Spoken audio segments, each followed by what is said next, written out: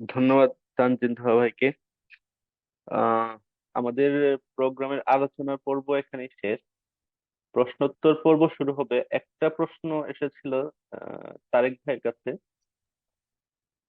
সেটা যে ফরহাদ মাঝহারের সাথে শাপলার বা শাহবাগের সম্পর্ক বিষয়টা আর ক্লিয়ার জানতে চাচ্ছিলেন।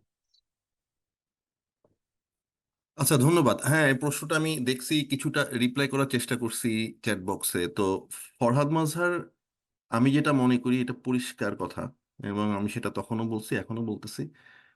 ফরহাদ মাঝহার যে প্যারাডাইম থেকে আসছেন এবং যেই প্যারাডাইমে তার অবস্থান, সেখান থেকে উনি শাপলার পক্ষে ছিলেন। এটা খুবই স্বাভাবিক এবং স্বতঃস্ফূর্তভাবেই উনি ছিলেন। উনার এই থাকাটা, এবং হেফাজতের থাকাটা, বা জামাতে ইসলামীর থাকাটা, বা অন্যান্য ইসলামপন্থী তৌহিদি জনতার থাকাটা এক না। কিন্তু সবাই যে একসাথে থাকতে পারছেন, এটা একটা পজিটিভ দিক। কেন ফরহাদ মাঝহার ছিলেন সেটা আমি কিছুটা অলরেডি বলছি। সেটা কি, উনি কি ইসলামীদের ম্যানিপুলেশন করতে চাচ্ছিলেন? প্রশ্ন আসতেছে। উনি কি ইসলামীদের মগজ ধুলাই করতে যাচ্ছিলেন? বিষয়টা ঠিক এরকম না। উনি আসলে বাংলাদেশি বাস্তবতায় মার্ক্সীয় জায়গা থেকেই হেফাজতের আন্দোলনের সাথে সক্রিয় অবস্থানে ছিলেন। কারণ আমি ওই যে বলছি যে অন দ্য জুইশ কোয়েশ্চেনে মার্কস বলতেছেন যে কিভাবে আমরা অ্যালিয়েনেশনকে ঠেকাবো। অ্যালিয়েনেশনকে ঠেকাতে গেলে অ্যালিয়েনেশন দেখতেছি দুই প্রস্থ অ্যালিয়েনেশন। হ্যাঁ, প্রথম প্রস্থটা কি? যে ধর্মীয় মানুষ নিজেকে স্রষ্টার মধ্যে প্রজেক্ট করে, এখানে সে নিজের থেকে নিজে অ্যালিয়েনেটেড হয়ে যায়। দ্বিতীয়ত, ধর্মনিরপেক্ষতা ধর্মনিরপেক্ষতাবাদীরাও ধর্মকে দমন করার মধ্যে, ধর্মকে দমন করার যেই মানে প্রস্তাব তাদের, এটাই যে মুখ্য হয়ে দাঁড়ায়। এর ভিতরেও ধর্মনিরপেক্ষতাকে ধর্মীয় স্তরে নিয়ে এসে এমনভাবে তারা প্রস্তাব করে যে ধর্মনিরপেক্ষতাই যেন একমাত্র মুক্তির ওয়ে। ধর্ম থেকে, ধর্মকে বাদ দিয়ে, ধর্মকে আম, বর্জন করে, ধর্মকে নির্মূল করে ধর্মনিরপেক্ষতাকে স্থাপন করলেই যেন সবকিছু নিরসন হয়ে যাবে। মার্কস এইটাকে দ্বিতীয় স্তরের অ্যালিয়েনেশন বলতেছেন। মানে কি, ব্যাড সেকুলারদের ধর্মনিরপেক্ষতা না, বরঞ্চ প্রপার শ্রমিক শ্রেণীর ধর্মনিরপেক্ষতাটাই মুখ্য। শ্রমিক শ্রেণীর ধর্মনিরপেক্ষতা আর ব্যাড সেকুলারের ধর্মনিরপেক্ষতার পার্থক্য কি? পার্থক্য এইখানে যে শ্রমিক শ্রেণী ধর্মনিরপেক্ষতাকে মুখ্য করে তোলে না। তারা বলে যে ধর্মনিরপেক্ষতা মতাদর্শ হিসাবে সর্বপ্রথম লক্ষ্য না। আমরা যদি শ্রমের অধিকারকে স্থাপন করতে পারি, শ্রমের ভিতর দিয়ে মানুষের যেই অ্যালিয়েনেশন হয়, মুনাফা পুঁজির ভিতর দিয়ে মানুষের যে অ্যালিয়েনেশন হয়, বাস্তব অর্থে যদি আমরা সেটাকে দূর করতে পারি, তাহলে ধর্মর অ্যালিয়েনেশন, মানে প্রথম স্তরের অ্যালিয়েনেশন এমনিতেই দূর হয়ে যাবে। ধর্মনিরপেক্ষতাকে নিয়ে হইচই করতে হবে না। ঠিক আছে? এই জায়গা থেকে ফরহাদ মজার একদম শতভাগ মার্ক্সীয় পজিশন থেকে ফরহাদ মজার ভাবছেন, এবং ফরহাদ মজার সক্রিয় হয়েছেন যে তাহলে হেফাজতের আন্দোলনটাকে গণতান্ত্রিক জাতীয় বুর্জোয়া আন্দোলনে পরিণত করতে পারার ভিতর দিয়েই বাংলাদেশের ইমানসিপিয়েশন বা মুক্তি। এই কারণে উনি হেফাজতের আন্দোলনে ছিলেন। এটাকে এইভাবে দেখা উচিত। উনি কি ম্যানিপুলেট করতেছেন কিনা, উনি কি, হ্যাঁ, এখন এই সব করতে গিয়ে শাহবাগ পর্যায়ে উনি 13 দফার একটা ভাষ্য তৈরি করছিলেন। 13 দফার পক্ষে উনার একটা বিখ্যাত মানে কি বলবো, লেখার শিরোনাম ছিল আম, কি, শাপলায় গণবিস্ফোরণ। হ্যাঁ, নষ্ট শহরে হেফাজতের গণবিস্ফোরণ, এটা খুবই একটা পোয়েটিক একটা শিরোনাম। পরবর্তী সময় আমরা দেখি এই ফরহাদ মজহারি, সেটাও কিন্তু একই ফরহাদ মজহার। হ্যাঁ, এটা কিন্তু ফরহাদ মজহার যে এক একবার এক একভাবে মানে আসতেছে, বিষয়টা এক এক রূপে, বিষয়টা তা না। উনার প্রত্যেকটা জায়গার মধ্যে একটা সংহতি আছে, একটা কন্টিনিউইটি আছে, একটা কোহেরেন্স আছে। এই জায়গাটা বুঝতে হবে, এটা হলো খাঁটি মার্কসিয়ানের বৈশিষ্ট্য। ফরহাদ মজহার আমাদের এই বাংলাদেশে একজন খাঁটি সহি মার্কসিয়ান। অপরদিকে আমরা যদি সলিমুল্লাহ খানের দিকে দেখি, উনি সহি মার্কসিয়ান না, উনি আধা জাতীয়তাবাদী আধা মার্কসীয়। এই কারণেই উনি জাতীয়তাবাদী বাম, ঠিক আছে? কিন্তু ফরহাদ মাঝার জাতীয়তাবাদী বাম না। আমরা যদি আবার এই অন দ্য জুইশ কোশ্চেনে যাই, জুইশ কোশ্চেনে মার্কস এক সময় গিয়ে মার্কিন সংবিধানের কথা বলছেন যে এই দেখো, প্রুশিয়ায় সেই সময় ব্রুনো বাউয়ের এই যে ইহুদিদের বা ধর্মীয়তা থেকে মুক্ত হওয়ার জন্য যে প্রস্তাবটা করছেন, মানে মার্কিন দেশে কিন্তু সেইভাবে জিনিসটা আসে নাই। মার্কিন দেশে ঠিকই ধর্ম আছে, ক্রিশ্চিয়ানিটি আছে, ইভেঞ্জেলিক্সরা আছে, হ্যাঁ, প্রোটেস্ট্যান্টরা আছে, ক্যাথলিকরা আছে, ইত্যাদি ইত্যাদি। কিন্তু সেখানকার সংবিধানে সাম্য মানবিক মর্যাদা আছে, সেখানকার সংবিধানে মানবাধিকার রক্ষিত করা আছে। কিন্তু সেই কারণে মানে সেটা করতে গিয়ে সেই মার্কিন দেশে ধর্মনিরপেক্ষতা স্থাপন করতে গিয়ে জোর করে ধর্মীয়তাটাকে বাদ দিতে হয় নাই সমাজ থেকে। তো কাজেই সেটার দরকার নাই। তো আমরা এই ফরহাদ মাজার বা আম, এই ধারার যারা আছেন তাদের মধ্যেও দেখি যে তারা মার্কিন সংবিধানকে স্থাপন করছেন। আরেকটা প্রশ্ন আসছিল যে সেটারও উত্তর দিয়ে সুযোগে সাপ্লিমেন্টারি, সেটা হচ্ছে যে এই যে আমি বললাম সফিস্ট্রি কিংবা অবস্কিউরেন্টিজমের উদাহরণ কি, হ্যাঁ, এটা উদাহরণ হলো এইটা। ফরহাদ মজার ভাই নিজেকে সেকুলার না এটা প্রমাণ করতে গিয়ে নানা ধরনের অদ্ভুত কথাবার্তা বলেন, যেটা আসলে একেবারেই ধোপে টেকে না, যৌক্তিক না। যেমন উনি বলেন যে স্বাধীনতা যুদ্ধের সময় 71 সালে আমরা সাম্য মানবিক মর্যাদার ভিত্তিতে স্বাধীনতা যুদ্ধ করছি, এপ্রিলের ঘোষণাপত্র এটা ছিল।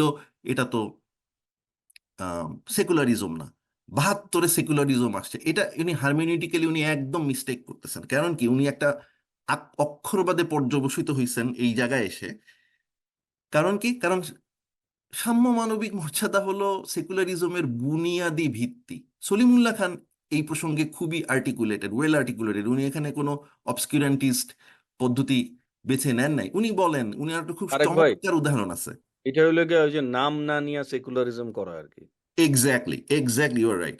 তো সলিমুল্লাহ খানের উদাহরণটা হলো সাম্য মানবিক মর্যাদা এবং সামাজিক ন্যায় বিচার হলো সেকুলারিজম যদি একটা ত্রিভুজ হয়, এই তিন ধারণা হলো সেই ত্রিভুজের তিন বাহু। এটা একটা চমৎকার উদাহরণ সলিমুল্লাহ খান দেন। তো ফরহাদ মজার এই যে এই তিন বাহুকে বলতেছে আমরা এটাকে তিন বাহু বলতেছি, এটা তো ত্রিভুজ না, এই ধরনের একটা অপযুক্তি উনি দেন। এটাই হলো সফিস্ট্রির উদাহরণ। এই যে উনি যে এখানে সাম্য মানবিক মর্যাদা যে সেকুলারিজম, এই জিনিসটাকে গোপন করতেছেন। অবস্কিউরান্টিজমের পদ্ধতি হলো এটা, ঢেকে ফেলা, অন্ধকারে ঢেকে ফেলা, কুয়াশায় ঢেকে ফেলা। তো উনি প্রমাণ করতে চাচ্ছেন যে বাংলাদেশের স্বাধীনতা যুদ্ধ সেকুলারিজমের ভিত্তিতে হয়নি। অবভিয়াসলি বাংলাদেশের স্বাধীনতা যুদ্ধ সেকুলারিজমের ভিত্তিতে হয়েছে। এবং একই কথা অনেকেই বলেন, ইভেন প্রয়াত আমাদের প্রিয় আম, পিয়াস পিয়াস ভাই, উনিও কিন্তু এই জিনিসটা লক্ষ্য করছিলেন। উনিও বলছিলেন একটা সভার মধ্যে, এটা 2000, উনি যখন বেঁচে ছিলেন সেই সময়। তো এই আর কি, দুটো আমি প্রশ্নের উত্তর দিলাম, আশা করি বোঝা গেছে। তো আমাদের আসলে আরো আলোচনা করতে হবে এই জিনিসগুলি। আপনারা সংযুক্ত থাকবেন, প্রশ্ন করবেন, বি কানেক্টেড, তাহলে এই জিনিসটাকে আমরা আরো আগায় নিয়ে যেতে পারবো। এবং এটা কোনো কাউকে আমরা মানে যে খারিজ করতেছি এইটা সেটা তা না। বিভিন্ন মতবাদ, ধারণা এবং পলিটিক্যাল প্রবণতার গুলিকে আমরা আলোকপাত করার চেষ্টা করছি। ধন্যবাদ। আচ্ছা তারেক ভাই, এখানে একটু জাস্ট সাপ্লিমেন্ট করি আর কি। আমাদের এখানে যারা খুব লিবারেল এবং যারা ইসলামিক ঘরানা থেকে আসছে, ম্যাক্সিমামকে আমি কথা বলে দেখেছি, যখনই তারা সাম্য, ইনসাফ ও মানবিক মর্যাদার কথা বলতেছেন, তারা এটাকে ইসলামের সাথে বা ইসলামের ভিতর দিয়ে এটাকে রিড করার চেষ্টা করতেছেন, এবং এটা একটা খুব সিরিয়াস ব্যাপার আর কি। হ্যাঁ, আপনি ওই যেটা বললেন সেটা ভুল বলেন নাই, আমি এগ্রি করি আপনার সাথে। তো এই জায়গায় আমি আরেকটা জিনিস একটু বলে রাখি, যেটা আমি বলছিলাম আহ, একটু ছোট করে। সেটা হলো যে এই যে মেটাফিজিক্স অফ ইউনিভার্সালিটি, যে সাম্য মানবিক মর্যাদা এটাকে বা সেকুলারিজমকে, এটাকে যে আমাদের মধ্যে এটাই একমাত্র রাস্তা, বিষয়টা এরকম না। আরো পর্যালোচনা করা উচিত, এই জিনিসগুলাকেও দেখা উচিত। তো ইউনিভার্সাল আইডিয়া সব না। হ্যাঁ, তো আমরা উপনিবেশ থেকে মুক্ত হয়েছি, উপনিবেশিক শক্তি আমাদের ভূমি ত্যাগ করছে, কিন্তু উপনিবেশিকতা থেকে আমরা মুক্ত হতে পারি নাই এখনো। আরেকটা বিষয় হলো যে এই যে আম, ইসলাম কি রাজনীতিকে কিভাবে দেখছে? ইসলাম রাজনীতিকে দেখছে হচ্ছে যে তার একটা সমগ্রতার ভিতর দিয়ে, সেখানে সে ইহলোক পরলোক এইভাবে ভাগ কিন্তু আমাদের ভিতরে নাই, আমরা করি না, করার দরকারও পড়ে না। আমাদের ইহলোকটাই পারলৌকিক, পরলোকটাও ইহলৌকিক, সবই ঠিক আছে, কারণ এভাবে বিচ্ছিন্ন করে একটা ইহলোক একটা পরলোক ওইভাবে সরাসরি আমরা আসি না। তো আমরা আমাদের কাছে সবকিছু মিলাই একটা জগৎ, এই কারণে ইসলামকে ডিথিওলাইজ করা, সেকুলারাইজ করা খুব মুশকিল। এবং ইউরোপীয় ক্ষেত্রে যেটা হয়েছে সেটা হলো যে খ্রিস্টিয়ানিটি অলরেডি সে ইহলৌকিক। কিভাবে ওখানকার ঈশ্বরের ধারণাও ইহলৌকিক। কেন ফয়ারবাগ এত পরিষ্কার করে বলতে পারলেন এসেন্স অফ খ্রিস্টিয়ানিটিতে? বিকজ ওই যে জেসাস ক্রাইস্টকে তারা ধরে নিছে ঈশ্বর পুত্র, তো ঈশ্বর তো মানুষ সেখানে, তাই না? তো আমাদের ইসলামের ক্ষেত্রে এটা একেবারেই অন্যরকম।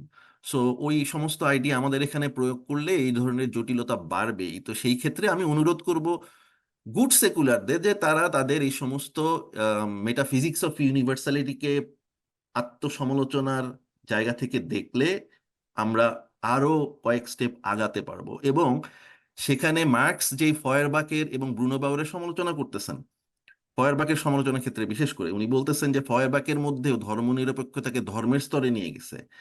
তো আমি বলবো ফরহাদ মজার ভাইয়েরা, তারা তাদের উপরে মার্কসের এই সমালোচনাটা প্রয়োগ করা যায় কিভাবে, যে তারা ইসলামকে ডিএথিলয়েজ করা এবং ইসলামকে ইহলৌকিকতার মধ্যে পর্যবসিত করাটাকেও একটা মতাদর্শিক জায়গা থেকে বিচার করেন। এটা দরকার নাই। ইসলাম এবং ইসলামীদেরকে তাদের মতোই থাকতে দেন, এবং রাজনৈতিক জায়গায় এসে, সামাজিক সক্রিয়তার জায়গায় এসে একসাথে অনেক কাজ করা যেতে পারে। সেটা রাজনৈতিক অ্যালায়েন্স, রাজনৈতিক কোঅপারেশন, সেই জায়গায় মনোনিবেশ করলে পার্থক্যটা অনেক ঘুচে যাবে। যে যেই জায়গায় আছে সেই সেই জায়গায় থাকুক, সেটা বেটার। তো তাদের তরিকাটাও যে আলটিমেটলি ব্রুনো বাউরের মতো হয়ে যাচ্ছে কিনা সেটা তাদেরকে পর্যালোচনা করতে হবে। এই সময় চলে আসছে 2013-র পরে, এটা নিয়ে আমাদেরকে আহ মানে এটা আমাদের সামনে একদম পরিষ্কার। শুক্রিয়া, ধন্যবাদ। তারেক ভাই, আপনি একটা জিনিস যোগ করতে পারেন আপনার লেখা থেকে, আমি পড়ছিলাম সম্ভবত। এই রাজনৈতিক ঐক্যের জায়গাটা, তাদের যে প্রস্তাবনাটা আপনি দিলেন, সেই জায়গাতে লেনিন একটা উদাহরণ হইতে পারে আর কি। চেচেনদের সাথে যে রাজনৈতিক ঐক্যটা হয়েছিল একটা খুবই স্বল্প সময়ের জন্য, তারপরেও সেটা উদাহরণ আকারে আসতে হ্যাঁ, পারে। জারের বিরুদ্ধে আন্দোলনের সময় যখন মানে বলশেভিক আর্মি চেচেনদের সাথে এক ধরনের কোঅপারেশনে গেছিল, যে ওই ককেশাস অঞ্চল থেকে যখন তারা সেনাবাহিনী নিয়ে জারের বিরুদ্ধে আসবে যুদ্ধের অ্যালায়েন্স হিসাবে। হ্যাঁ, অবশ্যই এটা একটা উদাহরণ। এরকম আরো উদাহরণ হতে পারে, সময়ের প্রয়োজন উদাহরণ হতে পারে। আমি যদি গো ধরে বসে থাকি যে ইসলামকে ওই ইউরোপীয় কায়দায় ডিথিওলাইজ করতে হবে, সেকুলারাইজ করতে হবে, এভাবে তো হচ্ছে না। তারাও আগাইতে পারতেছেন না, তারা অন্যদেরকেও আগাইতে দিতেছেন না। এটা একটা মানে একটা স্ট্যাগনেন্ট, একটা স্টিলমেট জায়গায় চলে আসছে। অনেক দিন ধরে এই জায়গায় আমরা ঘুরপাক খাচ্ছি। তো এখান থেকে অবশ্যই আমি আশা করব যে উনি যথেষ্ট আম, মানে বিবেচক মানুষ, এবং উনার মধ্যে যথেষ্ট ম্যাচুরিটি আছে, এবং এই জায়গাগুলিকে উত্তরণ করার জন্য আল্লাহ পাক উনাকে যেন তৌফিক দান করুন। তো এটা খালি ফরহাদ মাজারের আলোচনা না, গুড সেকুলারিজম ব্যাড সেকুলারিজমের আলোচনা। আমরা তানজিন ভাই যেই প্রসঙ্গগুলি আনলেন এটা খুবই গুরুত্বপূর্ণ, বিশেষ করে ডিসিপ্লিনারি পাওয়ার এবং ভার্সাস নেক্রোপলিটিক পাওয়ার। সেটা হলো আমরা দেখি যে শাহবাগে নেক্রোপলিটিক পাওয়ার এতটাই তীব্র ছিল। হ্যাঁ, সেই লাশতান্ত্রিক বাসনা সেকুলারদের, যে তারা ফাঁসি চাইতেছে। হ্যাঁ, আহ, মানে লিঞ্চিং মবের মতো। সেই যে মানে মার্কিন মুলুকে সাদারা যখন কালোদেরকে ঝুলাই দিত, তারপরে আগুনে পুড়াই দিত, সেই কুকএক্স ক্ল্যানের মতো, সেই লিঞ্চিং মবের মতো তারা সবাইকে ফাঁসিতে ঝুলাচ্ছে, কবরস্থানে গিয়ে অবমাননা করতেছে। তারপরে যা ইচ্ছা তাই রাষ্ট্রের র্যাব, পুলিশ, সেনাবাহিনী দিয়ে খুন খারাপি, গুম খুন চলতেছে। তো এইটাকে আমরা দেখতেছি সলিমুল্লাহ খানরা আবার জাস্টিফাই করতেছেন। এটা খুবই দুঃখজনক। আমরা এটাকে অবশ্যই মানে কখনো চাইবো না যে তারা এই ভুলটা ইয়ে করুক। এদিক দিয়ে আমি আরেকটা জিনিস বলতে চাই যে শাহবাগপন্থী অনেকেই নিজেদের ভুল বুঝতে পেরে পরিবর্তিত হচ্ছেন, কিন্তু এই পরিবর্তনটা খেয়াল রাখবেন, এটা ব্যাড সেকুলার থেকে গুড সেকুলার হচ্ছেন। তারা যে একটা জাতীয় সংহতির জায়গায় এসে একটা রিকনসিলিয়েশনের ভিতর দিয়ে, এবং আরেকটা জিনিস খুবই ইম্পর্টেন্ট, যেখানে জিয়া রহমানের প্রসঙ্গও আসছে, একজন প্রশ্ন করছে, আমি বলতে চাই good secular bad secular categorically বাংলাদেশে এখন পর্যন্ত বাংলাদেশের সবচাইতে অগ্রসর, মতাদর্শিকভাবে অগ্রসর, আধুনিক এবং সেকুলার একটা মতাদর্শ, যেটা কিনা আরেক দিক থেকে ইসলাম বান্ধব, সেই বাংলাদেশি জাতীয়তাবাদকে নিগ্রহের চোখে দেখেন, তারা তারা ছোট চোখে দেখেন, তারা তাকে আলোচনা করেন না, তারা তাকে সরাই দিয়ে রাখেন। হুম। হ্যাঁ, এই যে সরাই দিয়ে রাখা, এই যে তাকে অপ্রাসঙ্গিক করে রাখা, এগুলি একেবারেই ভালো লক্ষণ না। বাংলাদেশের মধ্যে আমি সেই মার্কসিস্ট দেখতে চাই যারা, অবশ্যই গুড সেকুলারদের মধ্যে থেকে, তারা যেন বাংলাদেশি জাতীয়তাবাদকে আহ তার ভিতর থেকে, মানে তার বৈশিষ্ট্য বজায় রেখে, ইনসাফ বজায় রেখে পর্যালোচনা করতে পারেন, পর্যালোচনা করতে শিখেন। শুক্রিয়া, ধন্যবাদ। আচ্ছা, আমার কাছে একটা প্রশ্ন ছিল মেবি যে সাদাত ভাই করছিলেন যে শিক্ষা গোষ্ঠী ভিতরে গুড সেকুলার ব্যাড সেকুলার উভয় ছিল কিনা, এই তো। এই আমি একটু অ্যাড করি না এখানে, এই বাড়ি জি জি আবুল স্যার, বলেন মনসুর আপনি। আহমদের যে প্রসঙ্গটা আনছিলাম, আবুল মনসুর আহমদ তারেক ভাই যেটা বলছিলেন বাংলাদেশি জাতীয়তাবাদ, এই বাংলাদেশি জি জি। জাতীয়তাবাদের মানে যে আলোচনাটা বা নানাভাবে ইঙ্গিত আছে কিন্তু ইয়ার মধ্যে, এই আবুল মনসুর আহমদের মধ্যে, এটা কিন্তু হুম হুম। নোক্তা আকারে দিয়ে রাখলাম আর কি। জি জি, হ্যাঁ, আমি আছে দিব, তো। আমি এখনই বলতাম। জি আচ্ছা, আমি বলি এক সেকেন্ড। সেটা হ্যাঁ, হচ্ছে বলো বলো। আহ, আবুল মনসুর আহমেদকে নিয়ে যেটা বলছি সেটা হচ্ছে আবুল মনসুর আহমেদ ধর্মের সাথে রাজনীতির যে সম্পর্ক, এইটাকে সঠিক মনে করতেন না, কিন্তু আবুল মনসুর আহমেদ আহ আমি যে কেমালিজমের দুইটা ধারার কথা বললাম, একটা ধারা হচ্ছে গিয়ে আইনের জায়গা থেকে, আইনের মাধ্যমে জোর করে, যেটা বুনো ব্যবহার করতেছিল মার্কস এন্ড ডিসকোর্সের ভিতর থেকে, আহ যে ধর্মকে বাদ দিয়ে দেওয়ার জন্য, সবকিছুকে মানে ধর্মীয় যত যা কিছু আছে সবকিছুকে সরাই ফেলবার জন্য এটা হচ্ছে প্রস্তাব করতেছেন। একেবারে আমরা এটা পাচ্ছি কোথায়? তুরস্কে বা অন্যান্য মুসলিম ইসলামগুলোতে পাচ্ছি। কিন্তু বাংলাতে যেটা হয়েছে, বাংলাতে একটা ধারা সেইটা নিচ্ছে, ওইটার মতোই নিচ্ছে, সেটা হচ্ছে শিক্ষা গোষ্ঠী বা এর আনুষঙ্গিক যারা ছিল, বা এখানকার যারা তৎকালীন সময় যারা এলিট সোসাইটি ছিল। দেন আরেকটা ধারা, তারা বলতেছেন যে না, আমরা হুবহুব টার্কির যে কেমালিজম এটাকে কপি করব না, তাহলে আমরা কি করব? ওইটাই আবুল মুসা আহমেদ প্রস্তাব করতেছেন, যেটা মিউচুয়াল কনসেন্ট। ওনার শব্দ এটা, ওনার একটা, এটা হচ্ছে একটা আপনার পরিচ্ছেদ ওনার একটা লেখা। মিউচুয়াল কনসেন্ট তৈরি করতে হবে আমাদের। সেটা কি? মিউচুয়াল কনসেন্টটা হবে আমরা রাষ্ট্র থেকে ধর্মকে আলাদা করবো, রাষ্ট্রকে সেকুলার রাখবো, কিন্তু আমরা হচ্ছে আহ এই আমাদের যে সংস্কৃতি, মুসলিম সংস্কৃতি, আহ এগুলোকে আমরা আহ কি বলে এটাকে আফোর্ড করবো, এটাকে আমরা বাদ দিব না। কারণ কারণ আবুল মনসুর আহমেদের পাকিস্তান আন্দোলনটা ছিলই তুমুদ্দুন আজাদি। ঠিক আছে, তুমুদ্দুন আজাদি বলতে হচ্ছে গিয়ে মানে সংস্কৃতির জায়গা থেকে পাকিস্তান আন্দোলন মানে। এবং আরেকটা যে বিষয়, আবুল মুসলিম পাকিস্তান আন্দোলন ছিল ইস্ট বেঙ্গল এই টেরিটরি, এই টেরিটরিকে কেন্দ্র করে, মানে এই পাকিস্তান। বাড়ি জি জি। জাস্ট নোকতা দিয়ে রাখি, পুরা চিন্তাটার মধ্যে civilizational discourse involved. Turkey yes yes yes, Turkey exactly পার্সিয়ার যে ফেটিশ, এই ফেটিশ নিয়ে যে ইসলামিস্টরা ভুগতেছে, ঘুমের মধ্যে ঘোর খাইতেছে, এটা নিয়ে একটু কথা বলা দরকার। এনাদের এক্স্যাক্টলি সেকুলারিজম, আবুল মনসুর। সিভিলাইজেশনের ডিসকোর্স দিয়া এরা ওই যে এই অ্যান্টি ওয়াহাবি, অ্যান্টি সালাফি নামে এক ধরনের নিজস্ব ইন্টারনাল ওয়ার চালায় যেতেছে। এটার মধ্যে টার্কি আর পার্সিয়ার যে ফেটিশটা আছে, এই যে এক ধরনের pornographic fetish of the empire, of the civilization, is very, very interesting psychologically. It shows the nakedness of the inferiority of the Bengali subject, Muslim or otherwise.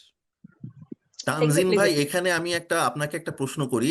Sorry, বাড়ির আলোচনা প্রশ্নটা পরে ইটস তুমি ওকে। আবার আলোচনা করে আবার তানজিম ভাইকে সরি করে বাড়ি, দিতে তোমার পারবো। ইন্টারাপ্ট করার জন্য।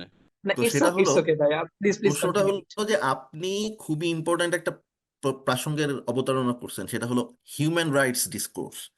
তো এই যে হীনমন্যতা এবং হিউম্যান রাইটস ডিসকোর্স এবং এটার সাথে এই যে গুড সেকুলারের যে একটা অবভিয়াস রিলেশনশিপ, হ্যাঁ, implies to that condition, particular condition, এই প্রসঙ্গে আপনি একটু বলে রাখেন। এখন বাড়ি কন্টিনিউ করতে পারে, আপনি একটু মাথায় রাখেন বিষয়টা।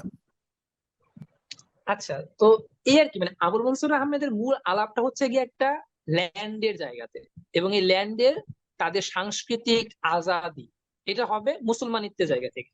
ঠিক আছে, ল্যান্ডটা মুসলমানদের, এবং এই ল্যান্ডে তাদের সাংস্কৃতিক মানে কালচারাল সাবজেক্ট হাজির থাকবে, বাট পলিটিক্যাল সাবজেক্টটা হবে সেকুলার।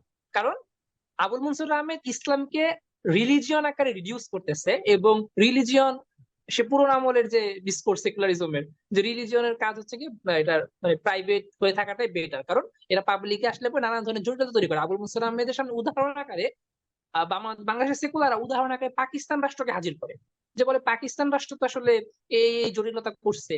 এখানে একটা জিনিস বলে রাখা দরকার, আবুল মনসুর আহমেদ আহ আপনার অখণ্ড ভারতকে সাম্রাজ্যবাদী বলতেছে, ঠিক আছে, এবং একই সাথে আপনার সাম্রাজ্যবাদী বলার পরে উনি বলতেছেন যে আমরা পাকিস্তানটা করতেছি, এটা হচ্ছে আমাদের একটা বিপ্লব, রেভলিউশন। এটা আপনার মুজিবুর রহমান খান, তারপরে আবুল কালাম শামসুদ্দিন, আবুল মুসলিম ওনারা একই কথা বলতেছেন যে পাকিস্তানটা রেভলিউশন। কেন? সাম্রাজ্যবাদী ভারত থেকে আমরা ইস্ট বেঙ্গলকে আলাদা করতেছি, পাকিস্তান বানাচ্ছি, ইস্ট পাকিস্তান। এটা হচ্ছে একটা বিপ্লব, এটা আমাদের সাংস্কৃতিক আজাদি জায়গা থেকে। কিন্তু উনি সেকুলারিজম ওইটা রাখতেছে। তার মানে আবুল মনসুর আহমেদের যে রাষ্ট্রচিন্তা যদি আমরা মানে খেয়াল করি, উনার সংবিধান চিন্তা হচ্ছে আম্বেদকরের যে সংবিধান, ভারতীয় কনস্টিটিউশন, সেই কনস্টিটিউশনের আদলে। এই জন্য উনি আফসোস করতেছেন 9 বছরে পাকিস্তান রাষ্ট্র হওয়ার পরে একটা কনস্টিটিউশন দিতে পারলাম না, আমরা একটা শাসনতন্ত্র বানাতে পারলাম না। এইখানে আলাপটা আমরা করতে বা করার সুযোগ ছিল না, বাট এখন বলি। মাহমুদ মামদানি বলতেছেন আমাদেরকে যে কলোনিয়ালিজম ইন্টারনাল এবং এক্সটার্নাল দুই ধরনের চ্যালেঞ্জ মুসলিম ওয়ার্ল্ড গুলোকে দিচ্ছে। তো কলোনিয়ালিজম চলে গেছে, এইটা যাওয়ার মানে এই না কলোনিয়ালিজম শেষ হয়ে গেছে। আধুনিক রাষ্ট্রের ভিতরে উপনিবেশিকতাটা বহাল তবিয়তে রয়ে গেছে। তাই ইন্টারনাল যে ক্রাইসিসটা, ইন্টারনাল যে কলোনিয়ালিটি, এইটা আধুনিক রাষ্ট্রের ভিতরে রয়ে গেছে। তো ভারতের এই ঝামেলাটা হয় না। এবার তারেক ভাই লেখাও আছে, তালাল আসাদের একটা ক্রিটিক, তো সেটাও চাইলে কেউ দেখতে পারে। তো ইন্ডিয়াতে এই প্রবলেমটা হয় না, পাকিস্তান রাষ্ট্রে এটা হয়েছে। কারণ পাকিস্তান যখন হচ্ছিল তখন নর্থ ইন্ডিয়াতে ডিবেট চলতেছিল, মুসলিম ন্যাশনালিজম ক্রিটিক হচ্ছিল, মাওদুদি করতেছিল। পাকিস্তান রাষ্ট্রটা মানে এটা কি ইসলামিক হবে কিনা, সারিয়া হবে কিনা, পাকিস্তান মদিনা আকারে হাজির হচ্ছিল, কেমালিজমের অ্যান্টিথিসিস আকারে হাজির হচ্ছিল পাকিস্তান। আমরা সালমান সাইদকে দেখতে পাই, আমরা হচ্ছে গিয়া দুলিপালাকে দেখতে পাই, আমরা কাসিম জামানের বিভিন্ন লেখাতে আমাদের অনেক আলাপ আছে। আমাদের বাংলাদেশে এরা তো হচ্ছে গিয়া অশ্লীলতায় নিমজ্জিত, এ কারণে এরা হচ্ছে গিয়া এগুলোর খোঁজ খবর রাখেন না, এটা দুঃখজনক। তো এই আবুল মনসুর আহমেদরা ওনারা ওই যে কামালের যে রিপাবলিকানিজম, কামালের যে ন্যাশনালিজম, সেটাকে গ্রহণ করতেছেন। কিন্তু কামালের মতো এই যে হরে ধরে বাংলা ভাষায় নামাজ পড়াবে এরকমটা না, হরে ধরে হচ্ছে গিয়া মুসলিম বন্ধুদেরকে নিকাব খুলে ফেলবে এরকমটা না, হরে ধরে হচ্ছে গিয়ে আপনার অক্ষর চেঞ্জ করবে ভাষার এরকমটা। তখন কিন্তু বাংলা ভাষা রোমান অক্ষরে রাখার প্রস্তাব ছিল, এবং সুনীতি কুমার চট্টোপাধ্যায় থেকে শুরু করে আরো অনেক অনেক লেখকরা তারা এই রোমান হরফে বাংলা ভাষা লেখার প্রস্তাব গৃহীত ছিল। এবং পাকিস্তানেও যখন ভাষা নিয়ে ডিবেট হচ্ছিল তখনও কিন্তু রোমান হরফে বাংলা ভাষা লেখা হবে না আরবি হরফে বাংলা ভাষা লেখা হবে, এই নিয়ে একটা ডিবেট চলতেছিল। রোমান হরফে বাংলা ভাষা লেখার যে আলাপটা আসে, এটা কোথা থেকে আসে? মানুষ এটা খোঁজ খবর করে না। এটা কামালের ওই যে সংস্কার, সাংস্কৃতিক যে রিফর্ম, কালচারাল রিফর্ম যে হইতেছিল সেখান থেকে নিচ্ছে আমাদের এখানকার ইন্টেলেকচুয়ালরা। তো এই যে আবুল মনসুর আহমেদ রিপাবলিকানিজম নিচ্ছে কামাল থেকে, কিন্তু এইটাকে মানে তিনি কামালের মতো মানে বেয়াদবি করতেছেন না, উনি আসলে আমাদেরকে বলতেছে, উনি একটা উদাহরণ টানছে খুব ইন্টারেস্টিং।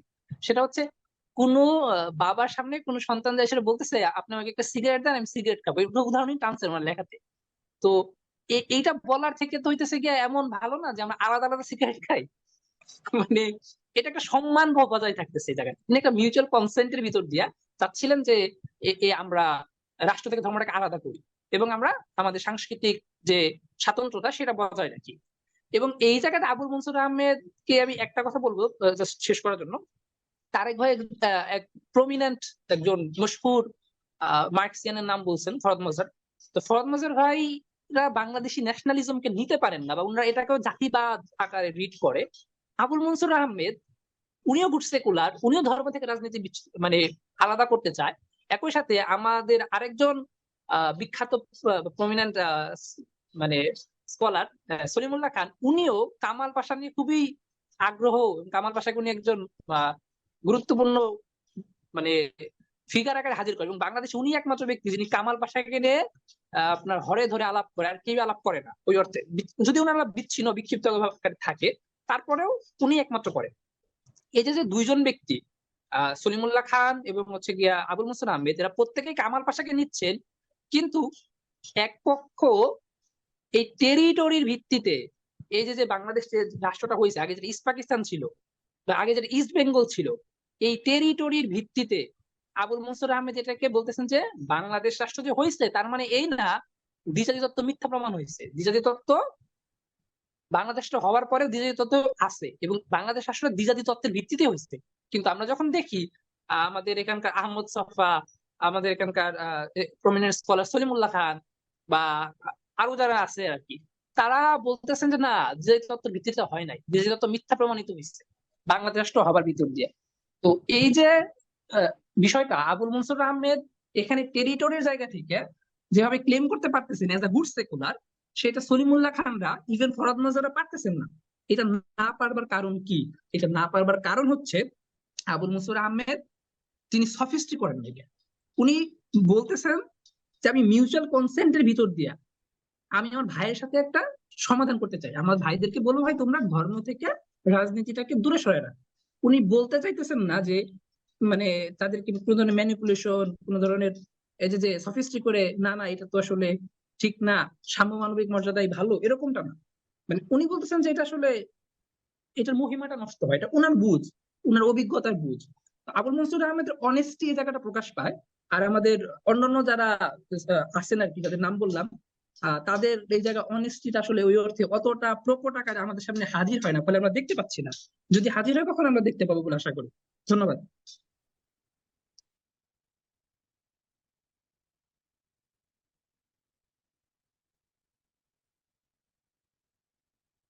ধন্যবাদ আমাদের অতিথিদেরকে, এবং দর্শকদেরকেও ধন্যবাদ প্রশ্নগুলো করার জন্য। আমরা প্রোগ্রামের শেষে দিয়ে চলে এসেছি। আর কি কারো কোনো আমি মন্তব্য আমার আছে? আমার একটা প্রশ্ন আছে তানজিম ভাইয়ের কাছে। যে করেন। তানজিম, প্রশ্নটা হচ্ছে ইসলামকে যে আপনার একটা জাতিবাদী একটা জায়গা থেকে দেখেন, হুম, এবং এটাকে ডিসিপ্লিনারি জায়গা থেকে তানজিম ভাই যেটাকে বলতেছেন যে আপনার সিভিলাইজেশনাল একটা গ্রাউন্ড থেকে আলোচনাটা এঙ্গেজ করতেছেন, এই জিনিসটা আরেকটু ক্লিয়ার করা দরকার আর কি তানজিম ভাই। হ্যাঁ, আসসালামু আলাইকুম। আমি আসলে সরি, আমি এটা ঠিক মতো ক্লিয়ার করে বলা হয় নাই। আমি জাস্ট একটা কাউন্টার এক্সাম্পল দিতেছিলাম। মাঝারিয়ান ডিসকোর্সে শুধু মাঝার ভাই না, অন্যান্যরাও যে জিনিসটা বলে, যেটা বলতে চাই সেটা হলো ইসলামিজম যারা আইডেন্টিটি আকারে ইসলামকে নেবে তারা জাতিবাদী রাজনীতি করবে। তাদের সাথে আসলে শাহবাগীদের তেমন কোনো পার্থক্য নাই, এসেনশিয়ালি পার্থক্য নাই, অ্যাপিয়ারেন্সটা ডিফারেন্ট। এটা তো আপনি এটা তো আপনি জানেন, এটা তো আর্গুমেন্ট, রাইট? এটা কোনো এটা কন্ট্রোভার্সিয়াল অনেক, হ্যাঁ এটা অনেক কোনো পুরনো। কন্ট্রোভার্সিয়াল রিডিং না, এটা আমরা জানি, এটাই উনি বলে থাকেন, রাইট? আমরা একটার পর একটা কয়েকশো লেখা দেখতে পারবো। তো আমার কথা ছিল যে আমি একটা কাউন্টার এক্সাম্পল দেই। কাউন্টার এক্সাম্পল মানে এইটাকে ডিনাই করে একটা এক্সাম্পল দেই। সেটা হলো অ্যাকচুয়ালি আমি বলতে চাইতেছি যেই পলিটিক্স, যেই ইসলামিক পলিটিক্স ইসলামিজমকে ধারণ করতে চায় না, ইসলামিজমকে অ্যাকচুয়ালি বলছে হ্যাঁ ঠিক আছে আমরা ইসলামিজম করুন না, 20th সেঞ্চুরি ইসলামিজম যেভাবে সেভাবে না কইরা আমরা একটা বড় সিভিলাইজেশনাল হিস্ট্রি দেখাবো বাঙ্গালার, টার্কি আর পার্সিয়াকে ফেটিসাইজ কইরা, পর্নোগ্রাফি ফেটিসাইজ কইরা আমরা একটা সিভিলাইজেশনাল হিস্ট্রি দেখাবো বাঙ্গালার, যেটা পাকিস্তানের থেকে বড়, বাংলাদেশের থেকে বড়, পুরা এলাকার বড়। এরা তো কিন্তু ইসলামিস্ট ক্লেম করতেছে না, দেয়ার claiming.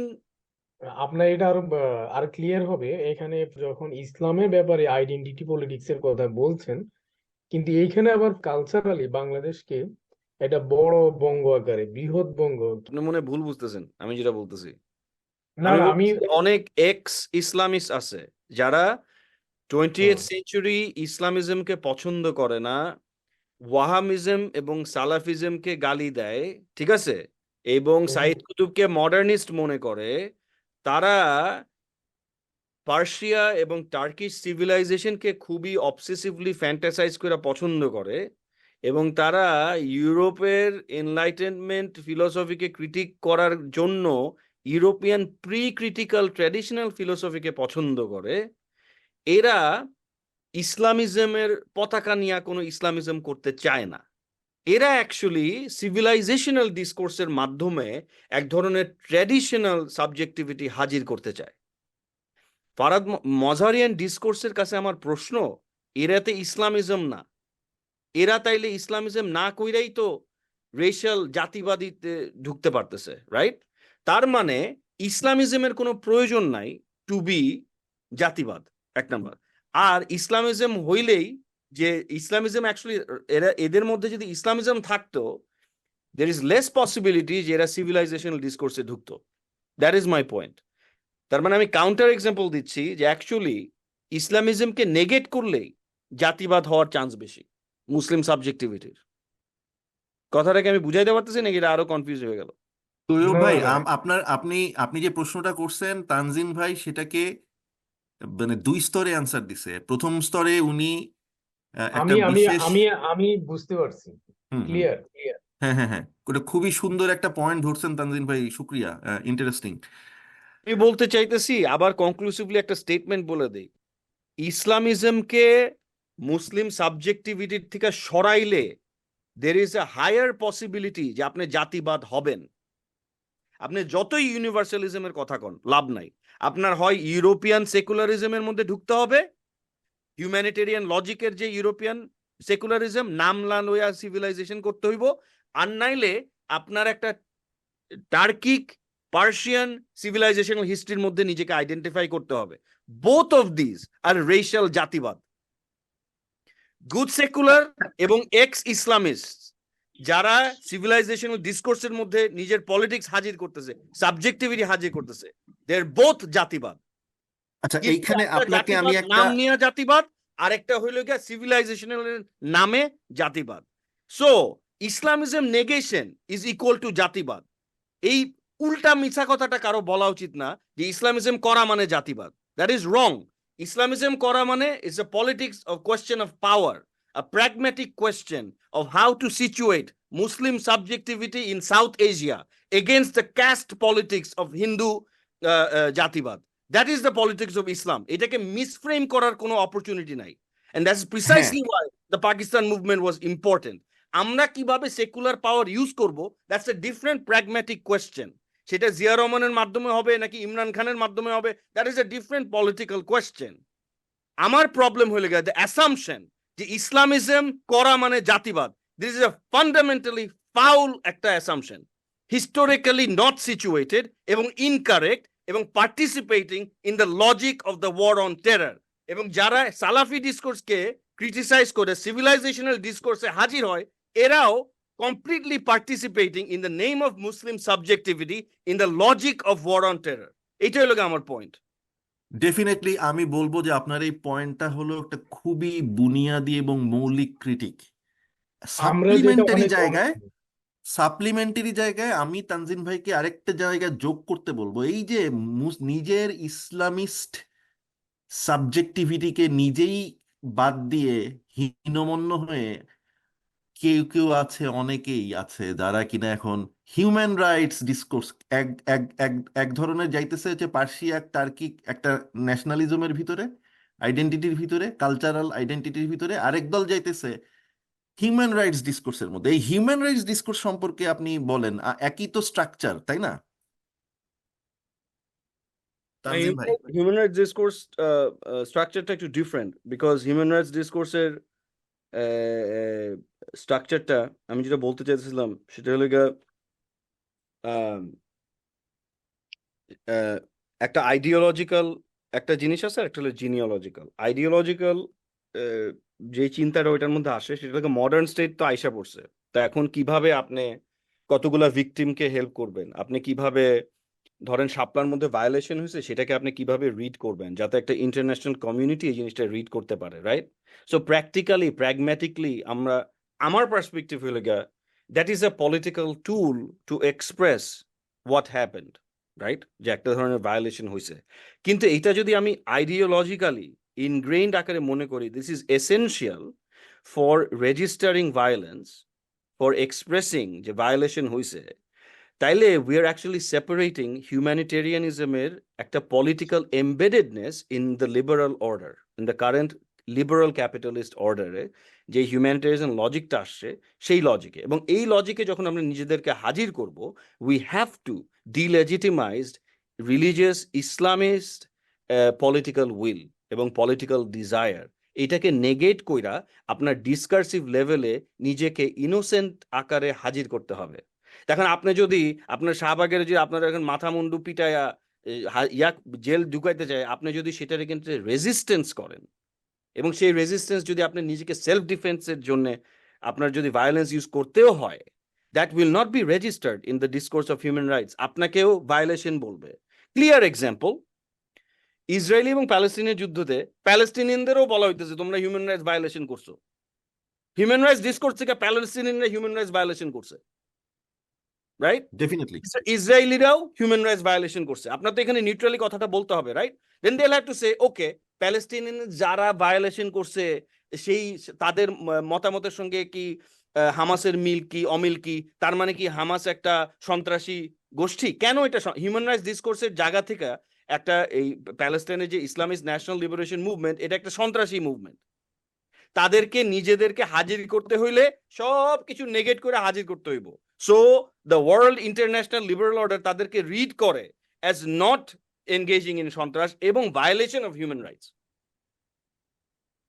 So the very concept, এখানে একটা জিনিস ফোর্স করা হইতেছে যে যেই সাবজেক্ট ওয়ার অন টেররের যেই এনিমি, সেই এনিমিকে নিজেকে ডি এনিমাইজ করার জন্য হিউম্যান রাইটস ডিসকোর্সে নিজেকে রেজিস্টার করতে হবে in order to be read as innocent and not the enemy.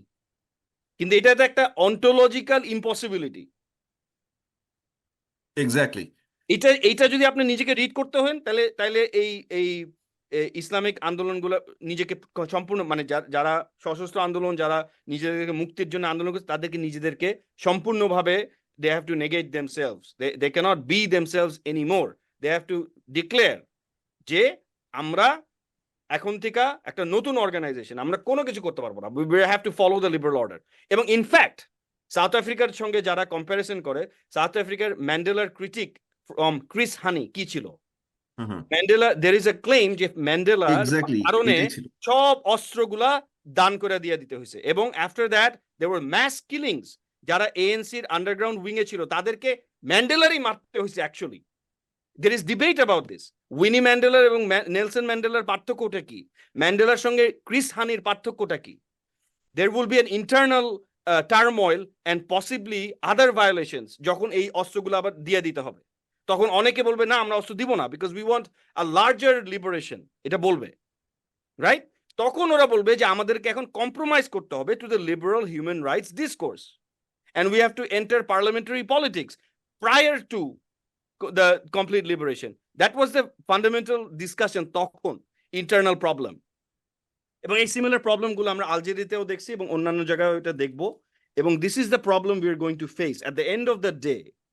যখন এইসব আলাপ চালাপ বাদ দিয়া, when we talk about the question of power, politics is about the question of power. পাওয়ারের মাধ্যমে কিভাবে কে ট্রান্সেন্ডেন্ট মিডিয়েশন, ট্রান্সেন্ডেন্ট মিডিয়েশন কি সেকুলার হিউম্যান রাইটস ডিসকোর্স নাকি transcendent mediation some other form of politics in Islam, যেটার মাধ্যমে we'll have to figure out how to create the subject of the territory. এই ডিটারমিনেশনটা ইজ দ্য রিয়েল পলিটিক্স। বারবার জিনিসটা লুকানো, obscure করা, এগুলি this is not correct. They have to be very very clear. ইসলামিস্টদের ভেরি ভেরি ক্লিয়ার হওয়া উচিত। অ্যান্ড দ্য সেকুলার গুড সেকুলারের মধ্যে যে 40 রকমের ধারা আছে, they should be very very clear যে ওরা কি বুঝাইতে চায় exactly. And that's what I'm trying to say. So human rights discourse একটা সুবিধা আছে। I would say one thing, instead of the prehistorical, pre-critical, civilizational ফেটিশের মাধ্যমে যেই জিনিসটা, ওইটার মধ্যে যেই একটা identity in politics, that is different from the human rights discourse, because human rights at least এটা বুঝতে চাইছে যেটা এক ধরনের লিবারালিজম হাজির করতে চায় সোসাইটিতে, for a society of tolerance according to liberalism. Society of tolerance also means যেই জিনিসটা আমি টলারেট করতে চাই না সেটা কিভাবে আমি গ্রহণ করব, বা সেটাকে কিভাবে আমি পলিটিক্যাল একটা গ্রামার দিব, and that's the politics. So it's slightly different and in its orientation. এবং এর মানে কিন্তু আমি কখনোই বলতেছি না যে হিউম্যান রাইটস কে ডিফেন্ড করা উচিত না, আমি কিন্তু এটা বলতেছি না। মানে আমি যেটা বলতে যাচ্ছি যে এই জায়গায় হিউম্যান রাইটস কে মানে কি এই পোস্ট শাপলা একটা ফেজে মানে গেল 10 বছর ধইরা আমাদের বাংলাদেশে সাবেক ইসলামপন্থী এক্স ইসলামিস্টদের একটা ধারা দেখা যাইতেছে, যারা কিনা গুড সেকুলারদের দ্বারা প্রভাবিত হইয়া বলতেছে যে এই ইসলামিজম ইত্যাদি ইত্যাদি হাকিমিয়া এগুলা নিছক মতাদর্শ, এগুলা মানুষে মানুষে বিভক্তি বাড়াইতেছে, আমাদের উচিত এখন হিউম্যান রাইটস নিয়ে আলাপ করা, তাই না? এই আচ্ছা যে ভাই, হ্যাঁ, supply let's say the maximum number মানুষ মারা গেছে একটা সার্টেন অ্যামাউন্ট ধরেন, রাইট? রাইট, এখন এদেরকে আপনি যদি হিউম্যান রাইটস এর দিয়া, আপনার তো হিউম্যান রাইটস অর্গানাইজেশন অলরেডি কয়ে দিছে এগুলি সব রাইট উইং প্রপাগান্ডা, আপনার এখন সিঙ্গাপুর না ব্যাংককে গিয়ে বসে থাকতে হয় আপনি যদি রিপোর্টিং দিছে, রাইট? কারেক্ট। হ্যাঁ, এখন হিউম্যান রাইটস দিয়া শাহবাগ কি নিজে, সরি শাপলা কি নিজেকে রেজিস্টার করতে পারছে? দ্বিতীয় প্রশ্ন, এটা আমার জন্য চ্যালেঞ্জ বলতে পারেন, 40,000 মানুষ জেনোসাইডেড হওয়ার পরে, ওকে, তারপরেও human rights what did it achieve? Human rights এর ডিসকোর্স দিয়ে এটা শুধুমাত্র বলা যে 40,000 মানুষ মারা গেছে, what was the political achievement of humanitarian logic there? Even এই নির্বাচনের এই আগে 40,000 মানুষ হিউম্যান জেনোসাইড রাইটস হওয়ার পরে সরকার এটা কি রিভিল করে না যে human rights discourse is actually a strictly European discourse, এসে ইউরোপের অনলি আইডিয়াল ভিকটিমদের জন্য এই জিনিসটা রাখা আছে, is not actually the normative standard for human rights, যে it's actually the concept of human is specific to the liberal citizen subject, যার ideal state এবং আইডিয়াল সিটিজেনরাই একমাত্র এখানে রেজিস্টার্ড হবে প্রপারলি, অনলি ওদের ভায়োলেশন গুলাই একমাত্র you can count as violation. Other than that আপনার এখন রোহিঙ্গা, উইগার, গাজা এদের পপুলেশন কি হিউম্যান রাইটস ডিসকোর্স দিয়ে কোনো ভাবে রেজিস্টার্ড হয়েছে? আমরা তো 22 ডেকেডস ধরে ওয়ার অন টেরর চলতেছে, কোনো হিউম্যান রাইটস ডিসকোর্স দিয়ে কি have we done anything, any kind of intervention against imperialism, যেখানে এগুলি হিউম্যান রাইটস কোর্টসে গিয়ে সিম্বলিক জেস্টার ছাড়া actually we have the figures, যেখানে উই ক্যান অ্যাকচুয়ালি সে যেগুলিতে হিউম্যান সাবজেক্ট ভায়োলেশন হয়েছে, এখন এদের ইয়ার মধ্যে ঢুকাও, লিঞ্চিং করো, যারা ক্রাইম গুলা করছে ওয়ার ক্রিমিনাল গুলাকে বিচার করো। Has there ever been actual history Europe ছাড়া? I haven't seen. কেউ যদি দেখা থাকে আমাদেরকে জানাইতে পারে, আমি খুব খুশি হবো। এটা কালকের থেকে আমি হিউম্যান রাইটস ডিসকোর্স শুরু করে দেব।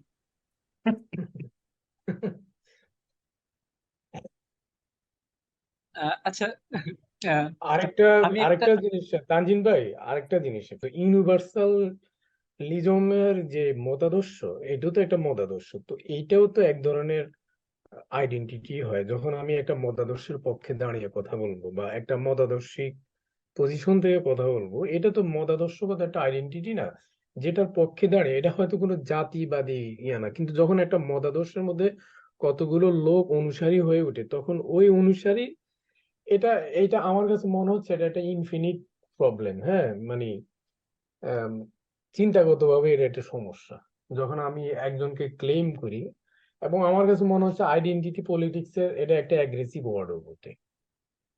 আইডেন্টিটি, এই প্রশ্নটার উত্তরে আমি একটু কথা বলি, জাস্ট 2 মিনিট। আইডেন্টিটি পলিটিক্স এই যে এইটা হলো বামদের, তো কালকে আইডেন্টিটি বক্তব্য পলিটিক্সটাই প্যারাডাইমের সমস্যা। কারণ আইডেন্টিটি পলিটিক্স বলতে তারা বুঝে যে মানুষকে তার ভাগ সক্রিয় করা। কর্মকাণ্ড থেকে অ্যালিয়েনেটেড করে একটা মতাদর্শিক জায়গায় বিচ্ছিন্নভাবে উপস্থাপন করা হচ্ছে, যেখানে তার ইহলৌকিক সমস্যার সমাধান হচ্ছে না। সে বাঙালিও যেমন আইডেন্টিটি, সে মুসলমানও যেমন আইডেন্টিটি, সে হিন্দুও তেমন আইডেন্টিটি। এই সমস্ত আইডেন্টিটি পলিটিক্স তার ইহলৌকিকতা থেকে তাকে বর্জন করতেছে। এই কারণে বাম ঘরানায় এই আইডেন্টিটি পলিটিক্স বিরোধী তারা। কারণ তারা শ্রমিকতা, তাদের কমিউনিস্ট যেই ম্যানিফেস্টো, তার মধ্যে এই ধরনের মানুষ, আইডেন্টিটিগ্রস্ত মানুষ, তাদের কোনো মানে নিরসন করতে পারে না। তো এখন ঘটনা হইলো যে কিন্তু যখন আপনি দার্শনিকভাবে আপনি আইডেন্টিটি আপনি প্রশ্ন যেভাবে ডিল করা উচিত, যেভাবে ডিল হইছে এই শতাব্দীতে, সেই সম্পর্কে তারা একেবারেই ওয়াকিবহাল না। এইটা আমরা দেখব যে পরবর্তীতে আইডেন্টিটি সম্পর্ক এবং identity issue, identity as a concept philosophically অনেক অন্যভাবে ডিল করা হয়েছে, অনেক অগ্রসর জায়গা থেকে ডিল করা হয়েছে। তা এই এই সম্পর্কে বাংলাদেশের বামরা, আমি সবাইকে বলছি, নাম না দিয়ে বলতেছি, তারা একেবারেই, এটা সলিমুল্লাহ খান বলেন, ফরহাদ মজার বলেন, আর যেই বলেন, they are not at all aware about it. হ্যাঁ, তো এই কারণেই তারা আইডেন্টিটি পলিটিক্স মানে খারাপ। এখন আরেকটা জিনিস হলো, আইডেন্টিটি পলিটিক্স মানেই সাম্প্রদায়িক, এই বইলা তারা এটাকে খারিজ করবে। এটা আরেক ধরনের সফিস্টি, মানে তারা দেখাবে বিজেপি ইকুয়াল টু জামাতে ইসলামী, উইচ ইজ অ্যাবসোলুটলি রং। এবং এটা একইভাবে ঐতিহাসিকভাবে এটা, এই যুক্তি ধোপে টেকে না, এসেনশিয়ালি ওই যুক্তি ধোকে টেপে না।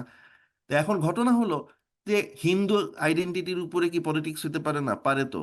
কিন্তু সেটা হইলে পারেই যে হিন্দুরা সবাই মুসলমান কোপাইতে থাকবে, বিষয়টা এরকম না। আবার একইভাবে মুসলমান আইডেন্টিটি মানেই যে এরকম, বিষয়টা তা না যে অন্য ধর্মে কোপাবে। ওরা ভাবে যে ধর্ম মাত্রই মানুষের মানুষের মধ্যে বৈষম্য তৈরি করে, এটাকে আচ্ছা, ধর্মকে এই যে টোটালি রিডিউস করা, আর কিছুই না। সেকুলার ইউনিভার্সালিটি যে প্রটেস্ট্যান্ট ক্রিশ্চিয়ান আইডেন্টিটির থেকে আসছে, এইটা কোপায় না কেন? এটা তো কোপাচ্ছে। হিউম্যান রাইটস কি আকাশ থেকে পড়ে আইছে নাকি? The concept of human, whose সেটাই। হিউম্যান। এখন আচ্ছা ধরেন আমি যদি ধরেন, ফ্যান্টাসি করি, আমি যদি ফ্যান্টাসির মধ্যে খুব ডুবা থাকতে চাই, আমি কমু আরে আমি তো সিভিলাইজড, আমি তো হিউম্যান। আরে গাধা, হিউম্যান তো ডিটারমাইন করছে কে সিভিলাইজড, অলরেডি ডিটারমাইন করে বসে রইছে। বুঝছেন কাহিনীটা? সো স্যাভেজ কে হবে, কে বারবেরিয়ান হবে, এটা তো আর আমি মনে মনে বৈশা বৈশা গান কইলে হইব না। আমি যদি এখন পার্সিয়ান গান শুনে বৈশা থাকি যে ওইটা আমার হিউম্যান, আমি হিউম্যান, দেখো কত বড় হিউম্যান। এই যে তৈয়ব ভাই, এই যে দিস ইজ আমরা, human determine through power. This is the exactly problem. Exactly উনারা বলতেছে যে ধর্মীয়রা বিচ্ছিন্ন। আরে ধর্মীয়রা কি তাদেরকে নিজেদেরকে বিচ্ছিন্ন বলতেছে? বিষয়টা চিন্তা করেন, এটা উনার হুম, ডিটারমিনেশন, উনি এটাকে নির্ণয় করছেন, উনি এটাকে ঠিক করতেছেন, উনি এটার ভ্যালু আরোপ করতেছেন। এমন ভ্যালু আরোপ করতেছেন যেটা আমি তো আমার সম্পর্কে এটা ভাবতেছি না, আমার সেলফ কনসিয়াসনেস তো এটা বলতেছে না। এই যে পার্থক্যটা, কিন্তু উনি বলতেছেন যে আমি যেটা বলতেছি তুমি সেটাই, তুমি কি বলতেছো। এটা তো একদম ওরিয়েন্টালিস্ট একটা মানে পদ্ধতি, তাই না? আমি হুম। আরেকজন সাবজেক্টিভিটিকে নির্ণয় করে দিব, মানে সে কিরকম হবে না হবে এটা আমি বসাই দিব। এটা তো একদম একটা দখলদারি, তার মনোজগৎকে দখল করা। এইটা ব্যাড সেকুলাররা বলতেছে তোর থাকারই দরকার নাই, আর গুড সেকুলাররা বলতেছে তুই থাকিস, তুই যে না থাকবি এটা তো হইতে পারে না, কিন্তু তুই থাকলে আমার মতো করে থাকতে হবে, আমি যেভাবে বলবো সেভাবে থাকতে হবে। That's the difference, nothing else. সেদিক থেকে তো গুড সেকুলাররা ব্যাড সেকুলারদের চেয়ে আরো ভয়ানক। এক্স্যাক্টলি, এই তো আপনি লাইনে আসছেন। না আমি লাইনে, আমি তো অনেক আগে থেকে বলতেছি মিষ্টি সেকুলার। হ্যাঁ, মিষ্টি সেকুলার, এটা খুব সুন্দর একটা কথা, রাইট? করতে চাচ্ছি, আমি একটু যোগ করবো। সেটা হচ্ছে 2 মিনিট। সেটা হচ্ছে এই যে মুসলিম জাতিবাদী বিষয়টা বলে আর কি অনেকেই, মানে একজন না অনেকেই বলে আর কি। আমরা দেখি, এবং এটা একই সাথে এখন ইসলামী ধারা, বিশেষ করে কওমি মাদ্রাসা থেকে মানে সেকুলার মেইন স্ট্রিমে আসছে, বা ইসলামীদের ভিতর থেকে সাবেক ইসলামিস্ট থেকে যারা আসছে আর কি, সেকুলারদের সাথে যাদের খুবই ভালো সম্পর্ক, আহ শাহবাগ শাপলার পরে একটা, যে একটা সম্পর্ক তৈরি হয়েছে আর কি, আরো ভালো আকার। তো এরা সবাই জাতিবাদী জাতিবাদী কথা বলে আর কি। তানজিম ভাই যেটা বলতেছিল যে ইসলামিজম ছাড়া বাদ বাকি যা আছে সেটাই জাতিবাদী। এইটার খুব ইন্টারেস্টিং বিষয়, আমরা ইসলামিজমের একজন গুরুত্বপূর্ণ তাত্ত্বিক আবুল আলা মওদুদির পাকিস্তান আন্দোলনের একটা ক্রিটিক ছিল, মোহাম্মদ আলী জিন্নাহ, এবং আপনার হচ্ছে গিয়ে কি বলে ডোনেশন থিওরি, এর একটা খুব দারুণ একটা ক্রিটিক করছেন উনি। তো উনি বলতেছেন, টুনেশন থিওরি ওটা করছে হোসেন আহমদ মাদানি আর না ইয়েকে না, নিয়ে কি, মানে হোসেন আহমদ মাহদুদিরও একটা মাদানি। ক্রিটিক ছিল আর কি। মানে আমি একটু বলি, মাহদুদির ক্রিটিকটা হচ্ছে এরকম যে এই যে যে মুসলিম জাতীয়তাবাদী ধারা, মুসলিম লীগের যে ক্রিটিক, মানে মাদুদি কিন্তু মূলত মুসলিম লীগের এগেনস্টে। মুসলিম লীগ যে রাষ্ট্রটা বানাতে চাইতেছে সেটা তো আসলে 8-10টা ইউরোপিয়ান যে রাষ্ট্র হবে, বা কামাল পাশা যে রাষ্ট্র হবে, সেরকম রাষ্ট্রটাই হবে। মাওদুদি এক্স্যাক্টলি এই লাইনটাই বলছে। কেমাল যে রাষ্ট্রটা বানাইছে, মুসলিম লীগ যে রাষ্ট্রটা বানাইতে চেয়েছে সেটা সেরকমই হবে যদি না সেখানে সবরিনটিটা, পপুলার সবরিনটি জায়গায় আল্লাহর সবরিনটি ক্লেম না করা হয়। এটা হচ্ছে মাওদুদির প্রথম কথা। ওইখানে মাওদুদি মূলত মুসলিম ন্যাশনালিস্ট যারা মুসলিম লীগার তাদের ক্রিটিক করতেছে ন্যাশনালিজমের। সেই মাওদুদি হচ্ছে কি মডার্ন ইসলামিজমের সাউথ এশিয়াতে ফাউন্ডার।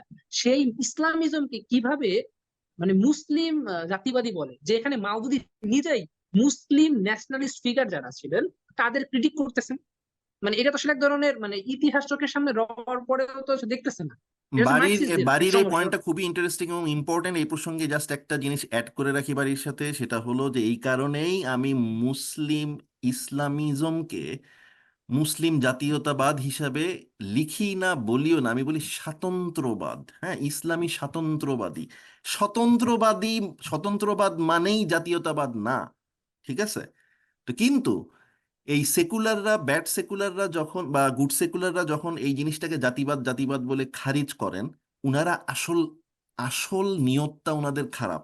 ঠিক আছে, ওই যে হজরত আলী খারেজিদের সম্পর্কে বলছিলেন যে ওর কথা ঠিক আছে কিন্তু ওর নিয়ত খারাপ। ঠিক আছে, তো মতলব আমিও খারাপ, বলি মতলব খারাপ, গুড সেকুলারদের, হ্যাঁ, কথা শব্দ সত্য মতলব জাতীয়তাবাদ খারাপ। এটা ঠিক আছে কিন্তু ওদের নিয়তটা খুবই খারাপ।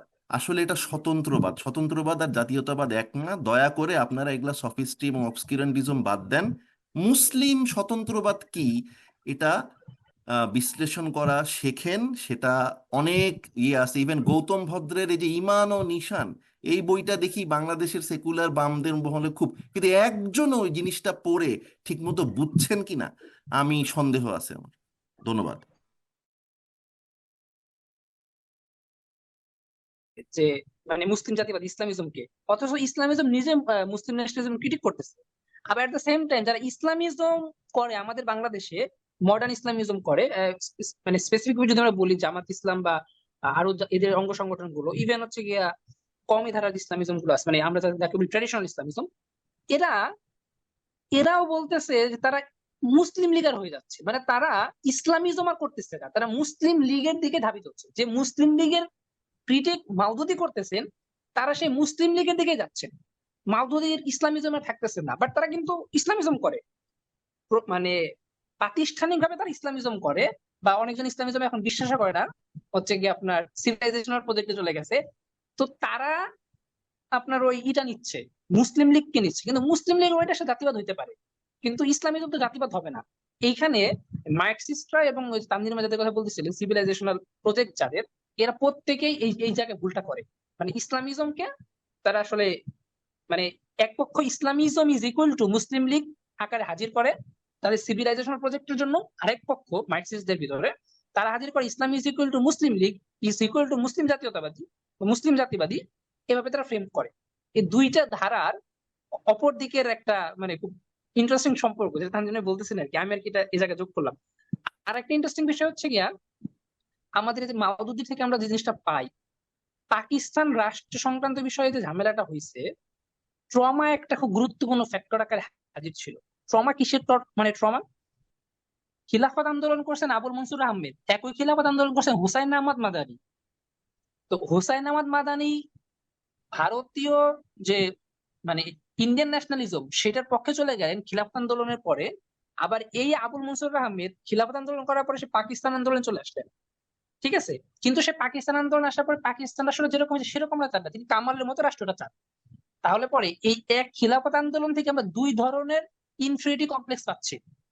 একটা হইতেছে গিয়া মাদানির কমপ্লেক্স, যে পরবর্তীতে ট্রমায় পড়ে আর যাই নাই তার মানে পাকিস্তান আন্দোলনের, কারণ সে দেখছে মডার্ন মুসলিমরা যদি এভাবে পাওয়ার প্র্যাকটিস করা শুরু করে বা লিডার হওয়া শুরু করে, তাহলে পরে এভাবে ইসলামটাকে নাই হয়ে যাবে। তার ট্রমাটা এভাবে ছিল। আরেকটা ধারা হইতেছে দেখতেছেন যে না, আমরা যদি এই আগেকার দিনের ধ্যান ধারণা নিয়েই থাকি তাহলে পরে তো আমাদের এটা হবে না, তাহলে আমরা আমাদের মডার্ন হইতে হবে, আমাদেরকে মোল্লাদের বিরোধিতা করতে হবে। আবুল মনসুর আহমেদ কিন্তু মোল্লা বিরোধী ছিল প্রচন্ড পরিমাণে। ওনারা কিন্তু ওই সময় মোল্লা বিরোধী লীগ নামে একটা আপনার মানে একটা ধারা তৈরি করছিলেন। তো এই যে যে মানে খিলাফত আন্দোলন হওয়ার পরে যে কামালে রাষ্ট্র গঠন হইলো, তারপরে দুইটা ধারা তৈরি হইলো। একটা ধারা উলেমাদের ভিতরে, একটা হচ্ছে মডার্ন মুসলিমদের ভিতরে। এই দুইটা ধারার মাঝখানে ছিল ইসলামিজম। এবং ইসলামিজম বলতেছে যে ভাই তুমি কেন ভারতীয় এই মানে ন্যাশনালিজম ইন্ডিয়ান ন্যাশনালিজম করবা, আবার আবার আবার আরেকটা ধারা থেকে বলতেছে তুমি কেন সে কামালের মতো রাষ্ট্র বানাবা, চলো আমরা একটু ডিফারেন্ট কিছু করি। আমরা কেন এই মানে ঔপনিবেশিকতাটাকে বহাল রাখবো? আমরা কি আমাদের মানে সত্তার বিকাশটা এখানে ঘটাইতে পারছি না? আমরা কি পারবো না আমাদের নিজস্ব সত্তার বিকাশ ঘটাইতে? তো ইসলামিজম প্রপোজ করতেছে যে আমরা নিজেদের সত্তার বিকাশটা এভাবে কিভাবে ঘটানো যায়, এবং সেটা হুবহু ইউরোপীয় মানে আমেরিকান মডেলের রাষ্ট্র বানানোর ভিতর দিয়ে না, হুবহু ফ্রেঞ্চ মডেলের রাষ্ট্র বানানোর ভিতর দিয়ে না, হুবহু কেমাল বা ভারতীয় রাষ্ট্র বানানোর ভিতর দিয়ে না, সেটা আমাদের ভিতর দিয়ে যেভাবে হইতে পারে। তো পাকিস্তান হইতেছে কি সেরকম একটা প্রকল্প ছিল, একটা প্রজেক্ট ছিল, যেখানে যে আপনার তারেক ভাইয়ের তো এটা মানে একটা প্রকল্পই বলা যায় বা পজিশন, যে এটা ইসলাম বান্ধব, মানে এই রাষ্ট্রটা লিস্ট মডার্ন কিন্তু ইসলাম বান্ধব। এই যে আধুনিক কিন্তু ইসলাম বান্ধব একই সাথে, এই বিষয়টা আমাদের সেকুলার নিতে পারে না, বুঝতে পারে না, বা বুঝলে হচ্ছে কি তারা এটাকে গোয়ার গোবিন্দর মতো এড়ায় যায়। এটাই হচ্ছে সমস্যা, ওনাদের সমস্যাটা মূলত পাওয়ারের সমস্যা। ওনারা পাওয়ারটাকে মানে আমাদের উপর মানে শুধু প্র্যাকটিস করতে চায়, আমাদের ক্ষমতায়ন আমাদের সাবজেক্টিভিটি হাজির হবে এটা ওনারা চান না। এটার নির্মূল করার জন্য যত তরিকা আছে, জাতিবাদী বলা, পরিচয়বাদী বলা, ইত্যাদি ইত্যাদি, এজেন্সির লোক বলা, তারপর হইতেছে ট্যাগাটেগির অভিযোগ দেওয়া, এগুলো যত আছে, ঠিক আছে, ক্যারেক্টারের মানে ফালুদা করা, এগুলো তারা করবে। মানে এটাই তাদের ফিতরত। এবং এটা একটা ডেমোনাইজেশন। হ্যাঁ তো যাই এটা হোক, একটা ইডিওলজিক্যাল ওয়ার হিসেবে তার নিচ্ছে। আচ্ছা, সবাইকে ধন্যবাদ। অনেক সুন্দর আলোচনা হচ্ছে এবং ইন্টারেক্টিভ প্রশ্নোত্তর পর্ব ছিল। সবাইকে ইতিহাস জানের সাথে থাকার অনুরোধ, আমাদের পরবর্তী প্রোগ্রামে থাকবেন। আরো যদি কোনো কথা থাকে, প্রশ্ন থাকে, আমাদের পেজে মেসেজ দিতে পারেন অথবা আমাদের ইমেল এড্রেসে ইমেল করতে পারবেন। সবাইকে সবাই ভালো থাকবেন। সালাম আলাইকুম।